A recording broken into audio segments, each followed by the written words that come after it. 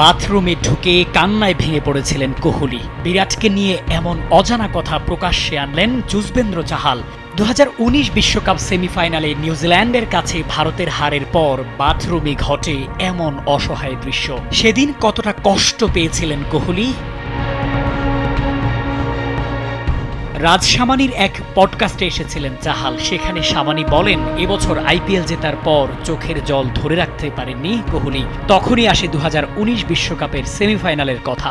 সেই ম্যাচে হারের পর কোহলিকে বাথরুমে গিয়ে কাঁদতে দেখেছিলাম। আমি শেষ ব্যাটার ছিলাম, ব্যাট করতে নামার সময় স্পষ্ট দেখেছিলাম ওর চোখে জল। সেদিন প্রায় গোটা দল বাথরুমে গিয়ে কেঁদেছিল।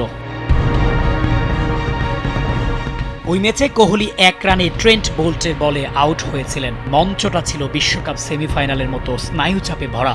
চাহালের কথায় ওটা ছিল ধোনির শেষ আন্তর্জাতিক ম্যাচ। চাহাল বলেন, আমি চাইলে আরো ভালো বল করতে পারতাম। আজও আফসোস হয়, আর 10-15টা রান কম দিলে ম্যাচের ফলাফল ভিন্ন হতে পারত।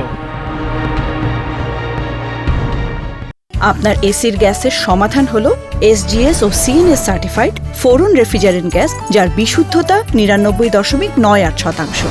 ফোরন, শান্তি যেখানে, নিঃশ্বাসে। 2019-এর সেই হার কেবল ভারতীয় দলের খেলোয়াড় নয়, পুরো দেশের হৃদয়ে কাঁটার মতো বিঁধে আছে। আর 6 বছর পর চাহালের এই স্বীকারোক্তি আবারও উগড়ে দিল সেই বেদনাদায়ক অধ্যায়। শামীম খান, কালবেলা।